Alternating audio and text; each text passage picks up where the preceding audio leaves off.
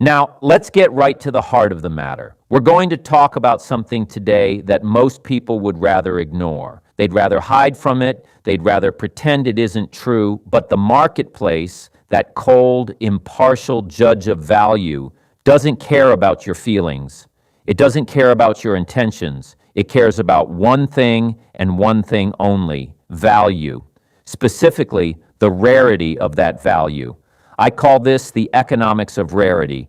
If you want to understand why some people earn in a day what others earn in a year, you have to understand the difference between a diamond and a pebble. Let's start with a fundamental truth. You don't get paid for your time. This is one of the biggest lies ever sold to the working world. If you got paid for your time, you could just sit in a chair and watch the clock and the money would roll in. No, you get paid for the value you bring to the marketplace. That is the iron law of economics. Now here's the kicker. The marketplace rewards you in direct proportion to how difficult it is to replace you. If what you do is common, if what you offer is abundant, if you are a pebble on a beach of a billion pebbles, the marketplace will pay you the price of a pebble. And pebbles are cheap. You can pick them up by the handful for nothing. But if you are a diamond, if you have refined your skills, your character, and your philosophy to the point of extreme rarity, the marketplace will move mountains to acquire what you have. Think about the soil. The soil is neutral. It doesn't say to the farmer, "Oh, I see you're a nice guy, I'll give you a crop even though you didn't plant any seeds." No, the soil is indifferent. It says, "Don't bring me your need, bring me your seed. Don't bring me your excuses, bring me your labor."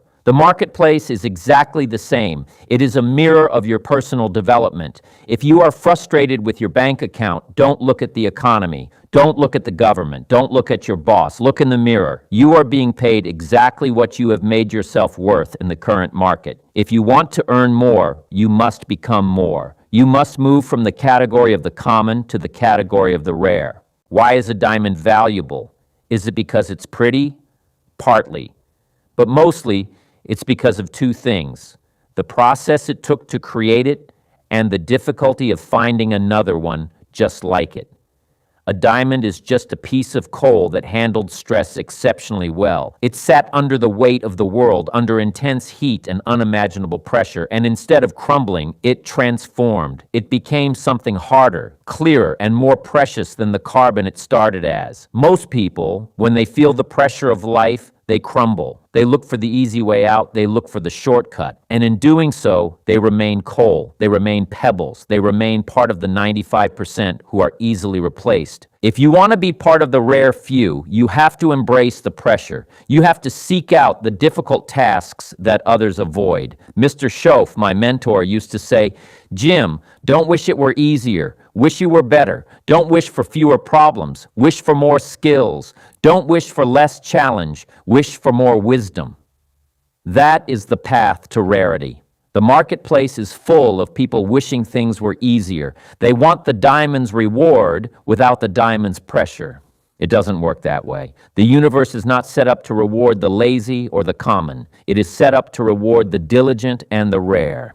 Let's look at the numbers. Why does a professional athlete make millions while the person sweeping the stadium makes minimum wage? Is the athlete a better human being? No. Is their time more precious in a cosmic sense? Probably not. But the athlete has a skill set that is incredibly rare. There are only a handful of people on the planet who can do what they do at that level. The person sweeping the stadium while doing an honorable job is performing a task that almost anyone can do with 5 minutes of training. The supply of stadium sweepers is high. The supply of elite athletes is low. High supply equals low value. Low supply equals high value. This is the economics of rarity.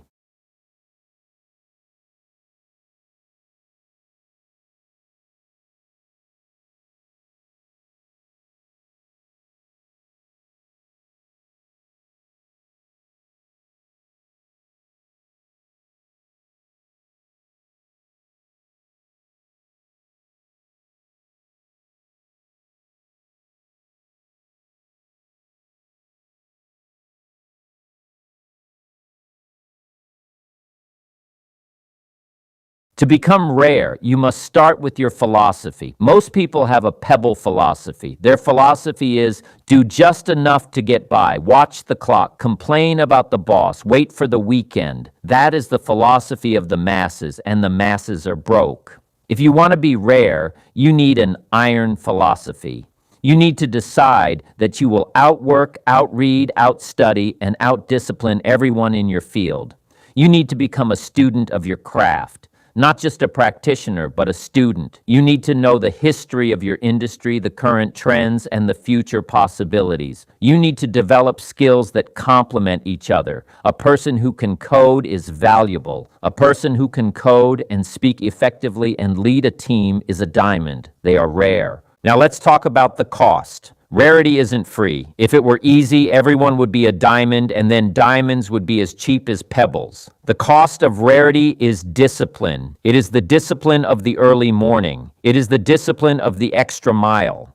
It is the discipline of saying no to the distractions that consume the lives of the common. Most people spend their lives majoring in minor things. They are experts on television shows. They are experts on celebrity gossip. They are experts on the latest sports scores. But they are novices in their own profession. They have spent thousands of hours entertaining themselves and 0 hours refining themselves. You cannot be a diamond if you spend your time like a pebble. Pebbles sit still. Pebbles go where the current takes them. Diamonds are forged. You must put yourself in the fire. You must read the books that others find too thick. You must stay for the seminars that others find too long. You must practice the skills that others find too tedious. There is a great line that says, "The successful man does what the failure is not willing to do." It sounds simple, but it is the foundation of all wealth. The marketplace is watching. It is recording your activity. It is measuring your value, and it will pay you exactly what you deserve based on your rarity. Think about communication. Most people use words to just get through the day. They grunt, they complain, they use slang, they are imprecise, they have pebble communication. But a master of communication, someone who can use words to paint a vision, to persuade, to lead, to heal, that person is a diamond. Words are the tools of leadership. If you master the art of communication, your value in the marketplace skyrockets. Why? Because it's rare. Most people can't put a coherent sentence together to save their lives. If you can speak with clarity and conviction, you have moved yourself into the top 5% of the population instantly. What about character? In a world of shortcuts, lies, and ethical flexibility, a person of ironclad integrity is a diamond. When everyone else is cutting corners, the person who stands firm on their principles becomes rare. Trust is a form of currency. In the marketplace, if people trust you, they will do business with you. If they trust you implicitly, they will pay a premium to work with you. Integrity is not just a moral choice, it is an economic one. It adds to your rarity. I want you to look at your daily routine. Does it look like the routine of a diamond in the making, or the routine of a pebble settling into the sand? If you do what everyone else does, you will have what everyone else has. And let me tell you, what everyone else has isn't much. They have debt, they have stress, they have a sense of quiet desperation. They are pebbles. They are easily crushed. But you have the capacity for rarity. You were born with the raw material of a diamond. But the marketplace doesn't pay for raw material. It doesn't pay for potential. It pays for finished products. A raw diamond in the ground is just a rock until it is mined, cut, and polished. You must mine your own potential. You must cut away the habits that don't serve you. You must polish your skills until they shine so brightly that the marketplace cannot ignore you. This is not a journey for the faint of heart. The iron wisdom is that life is demanding. The marketplace is harsh, but it is also fair. It is perfectly fair. It rewards the rare and ignores the common. If you are being ignored, don't get angry. Get better. Increase your rarity. Learn a new language. Master a new technology. Develop a world-class work ethic. Become so good that they can't ignore you. There is a story of a man who went to a great teacher and said, "I want to be successful." The teacher took him to the ocean, walked him into the water, and held his head under. The man struggled, he kicked, he fought, and finally, the teacher let him up. The teacher asked, "When you were under the water, what did you want more than anything?" The man said, "I wanted to breathe." The teacher said, "When you want success as much as you wanted that breath, then you will be successful." That is the level of intensity required to become a diamond. You have to want to be rare. You have to be obsessed with value. You have to stop being satisfied with being okay or average. Average is the kiss of death in the modern economy. Average is for pebbles. Average is for people who will be replaced by a machine or a cheaper worker in another country. You cannot afford to be average. Take a look at your library. If you don't have one, start one today. The books you read will determine the person you become. If you read what everyone else reads, you'll think what everyone else thinks. Seek out the rare knowledge. Seek out the wisdom of the ages. Study the greats. Study the people who have already become diamonds. What were their habits? What was their philosophy? How did they handle failure? Failure is a major part of the diamond-making process. Every time you fail and get back up, you are being compressed. You are becoming harder. You are becoming more resilient. The pebbles of the world see failure as a sign to stop. The diamonds of the world see failure as the pressure required for their next level of transformation. Don't fear the heat. Don't fear the pressure. It is the very thing that is making you valuable. In conclusion, the marketplace is a massive sorting machine. Every day, it sorts the diamonds from the pebbles. It looks at the value you brought to the hour, the rarity of your skills, and the strength of your character. It then assigns a reward. If you don't like your reward, you don't change the machine. You change the material you're putting into it. You change yourself. Stop being a pebble. Stop blending in. Stop looking for the easy path. The easy path leads to a hard life. The hard path, the path of discipline, rarity, and excellence, leads to an easy life. It leads to wealth. It leads to influence, and it leads to the kind of satisfaction that common people will never know. Be the diamond. Let the world feel your hardness. Let the world see your light. Become so rare that the marketplace has no choice but to reward you beyond your wildest dreams. It's all within your reach, but it requires a decision. It requires the iron will to become the iron diamond. Go to work on yourself. The marketplace is waiting. 1. The marketplace, an impartial judge of value. To truly grasp the heart of the matter, we must acknowledge that most people live in a state of avoidance. They would rather hide from the reality of their situation or pretend that their lack of success is someone else's fault. But the marketplace remains a cold and impartial judge of value. It is indifferent to your feelings and takes no notice of your intentions. It focuses exclusively on the value you provide. This is the foundation of what is called the economics of rarity. Understanding why some individuals can earn in a single day what others struggle to earn over a full year requires a deep appreciation for the distinction between a common pebble and a rare diamond. The iron law of economics: you do not receive compensation for your time. The idea that you are paid for the hours you spend at a task is a significant lie sold to the working world. If time were the currency of payment, merely sitting in a chair and watching the clock would generate wealth, yet money only follows the value brought to the marketplace. This iron law dictates that rewards are issued in direct proportion to how difficult you are to replace. If your offerings are abundant and your skills are common, you are effectively a pebble on a beach filled with billions of others.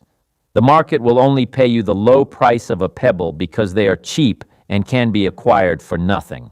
Conversely, if you refine your character, philosophy, and skills into a state of extreme rarity, the marketplace will move mountains to acquire your services. 2. The indifference of the soil and the mirror of development. Consider the soil, which operates as a neutral entity. It does not grant a crop to a farmer simply because he is a nice guy. It remains indifferent to his personality. The soil demands seed and labor rather than needs or excuses.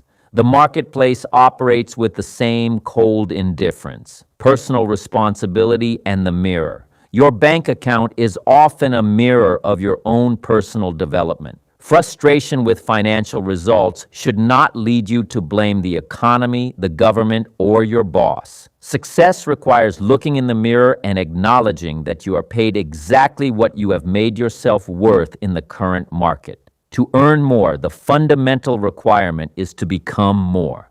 Progress is defined by moving from the category of the common to the category of the rare. 3. The forging process, from coal to diamond. A diamond's value is derived from its difficulty to find and the intense process required for its creation. A diamond is simply coal that managed to handle extreme stress exceptionally well. Embracing the pressure, a diamond transforms under the weight of the world and unimaginable heat into something harder and clearer. Most people crumble when they feel the pressure of life. By looking for the easy way out or searching for shortcuts, most people remain coal or pebbles. These individuals remain part of the 95% of the population that is easily replaced.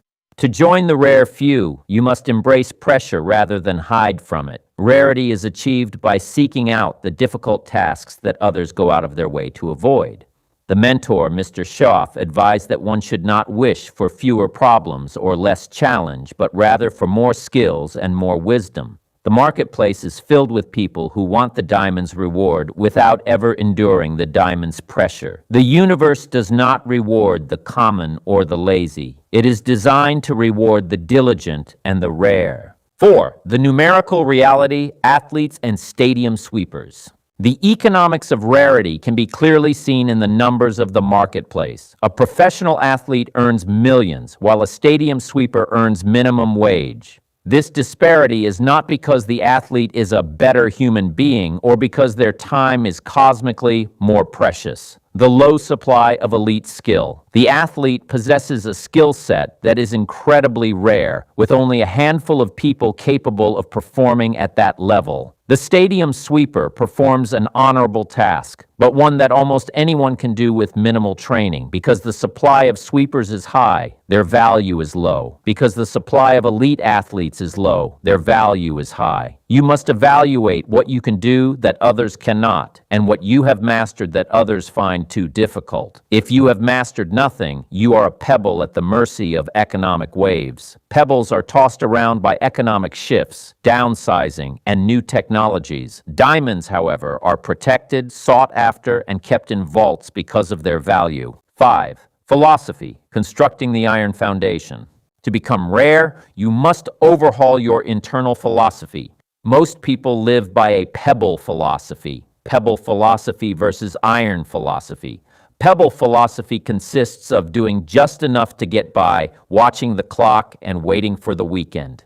This is the philosophy of the masses, and it leaves people broke. An iron philosophy requires a decision to outwork, outread, and outdiscipline everyone else in your field. You must become a student of your craft, not just someone who goes through the motions. Studenthood involves knowing the history of your industry, current trends, and future possibilities. Rarity is further increased by developing skills that complement one another. For example, a person who can code is valuable, but a person who can code, speak effectively, and lead a team is a rare diamond. 6. The cost of rarity, discipline, and refinement. Rarity is not free. If it were easy to achieve, diamonds would be as cheap as pebbles. The true cost is discipline, the disciplines of the rare. Rarity requires the discipline of the early morning. It requires the discipline of the extra mile and saying no to common distractions. The masses spend their lives majoring in minor things like television and celebrity gossip. While people become experts in sports scores, they remain novices in their own professions. Most spend thousands of hours on entertainment, but 0 hours on self-refinement. Pebbles sit still and follow the current, but diamonds are forged in the fire. To be forged, you must read the thick books and stay for the long seminars that others avoid. You must practice tedious skills until you are exceptional. Success is founded on doing what those who fail are unwilling to do. 7. Tools of leadership, communication, and character. The marketplace rewards those who master the tools of rarity, specifically communication and character. Mastery of communication, most people use pebble communication, complaining, using slang, and being imprecise. A master of communication uses words to paint visions, lead, and persuade. Mastering communication causes your value to skyrocket because it is an exceptionally rare skill. Clarity and conviction in speech can move a person into the top 5% of the population. The economic choice of integrity. In a world of shortcuts and lies, ironclad integrity makes a person rare. Trust functions as a form of currency in the marketplace. People will pay a premium to work with someone they can trust implicitly. Integrity is not merely a moral choice, it is an economic one that adds to your rarity. 8. Refining potential into finished products. You must examine your daily routine to see if it resembles a diamond in the making or a pebble settling into sand. If you do what everyone else does, you will only have what they have: debt, stress, and desperation. Mining and polishing potential. You were born with the raw material of a diamond, but the marketplace does not pay for potential. The market pays for finished products. Like a raw diamond in the ground, you are just a rock until you are mined, cut, and polished. Mining potential requires cutting away habits that do not serve you. You must polish your skills until they are so bright that the market cannot ignore you. This iron wisdom acknowledges that while life is demanding and the market is harsh, it is also perfectly fair. The market rewards the rare and ignores the common. 9. The intensity of success and the library of knowledge. Success requires a level of intensity comparable to the need for breath. The story of the teacher holding the man underwater illustrates that when you want success as much as you want to breathe, you will find it. The danger of average becoming a diamond requires an obsession with value. Being okay or average is the kiss of death in a modern economy. Average people are easily replaced by machines or cheaper labor elsewhere. You cannot afford the cost of being average. The library and rare knowledge. The books you read determine the person you become. Reading what everyone else reads leads to thinking what everyone else thinks. Rarity comes from seeking out rare knowledge and the wisdom of the ages. You must study the habits and philosophies of those who have already become diamonds. 10. Failure as transformation. Failure is an essential part of the diamond-making process. Each time you fail and recover, you are being compressed and hardened. Resilience versus stopping. Failure makes you more resilient. Pebbles view failure as a sign that they should stop their efforts. Diamonds view failure as the necessary pressure for their next transformation. You should not fear heat or pressure, as these are the exact things making you valuable. Conclusion. The decision to become rare. The marketplace acts as a massive sorting machine that differentiates diamonds from pebbles every day. It assigns rewards based on the value brought to the hour, the rarity of your skills, and the strength of your character. The path to an easy life. If you dislike your reward, you must change yourself rather than trying to change the sorting machine. Stop blending in and stop searching for the easy path. The easy path leads to a hard life, while the hard path of discipline and rarity leads to an easy life. This path leads to influence, wealth, and unique satisfaction. Let the world see your light and feel your hardness as a diamond. Becoming rare enough to receive rewards beyond your wildest dreams is within your reach. It requires a decision and the iron will to become an iron diamond. Go to work on yourself, because the marketplace is waiting.